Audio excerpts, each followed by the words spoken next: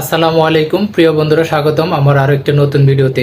আপনারা আমাকে দেখতে পাচ্ছেন, আমি একটা চা খাচ্ছি। দেখুন তো চায়ের কালারটা কিরকম। আপনাদেরকে দেখাচ্ছি। অনেকেই তো দুধ চা, চিনি চা, তারপরে রং চা তো খেয়েছেন। আজকে আমি আপনাদেরকে দেখাচ্ছি যে একটা মোটামুটি ব্ল্যাক টি কিভাবে খেতে হয়। দেখুন কালারটা কিন্তু রং চা থেকে পুরোপুরি রং চা হয়নি, হালকা একটু মানে ব্ল্যাক কালার এসেছে। তো এটা কিভাবে বানিয়েছি এই চাটা, এটা সম্পূর্ণ অর্গানিক চা। তো বর্তমানে তো অনেকেই যে অর্গানিক খাবার পছন্দ করে, অর্গানিক খাবার খেতে চায়। তো আজকে আমি আপনাদেরকে দেখাবো কিভাবে আপনি একটা স্বাস্থ্যসম্মত চা খেতে পারেন। চা যদি আপনি খেতেই হয় তাহলে আপনি রং চা খেতে পারেন। তা রং চা থেকে আরো বেটার হচ্ছে আপনি যদি গ্রিন টি খান, এটাও। কিন্তু এর পাশাপাশি এর আগে আরেকটা ভিডিওতে আপনারা দেখেছেন যে রোজেলা থেকে আপনারা কিভাবে চা খেতে পারেন, সেটা অবশ্য আমি বানিয়ে দেখাইনি, আমি পরবর্তী ভিডিওতে বানিয়ে দেখাবো।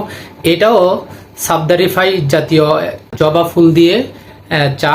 তো জবা ফুল চাটা কিন্তু একটা অনেকটা মোটামুটি লালচে ব্ল্যাক কালার চলে আসছে।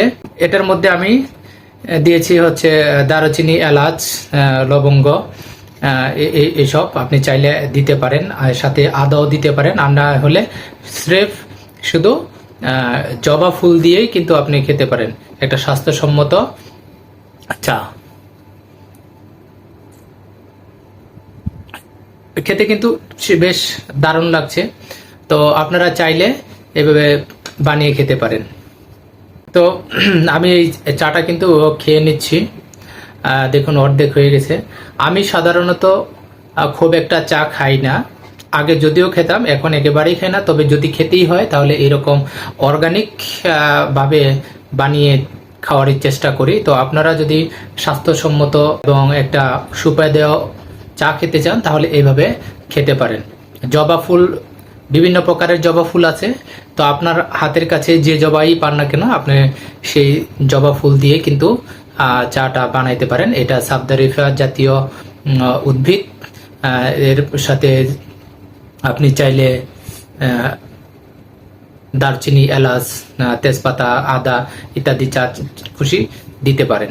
তবে অবশ্যই হ্যাঁ, কোনো প্রকার চিনি বা কনডেন্স মিল্ক কিন্তু দেওয়া যাবে না, তাহলে আর আপনার এই চাটা স্বাস্থ্যসম্মত চা হবে না। তো ধন্যবাদ সকলকে এই ভিডিওটা দেখার জন্য। দেখা হচ্ছে পরবর্তী কোনো ভিডিওতে অন্য কোনো টপিক নিয়ে।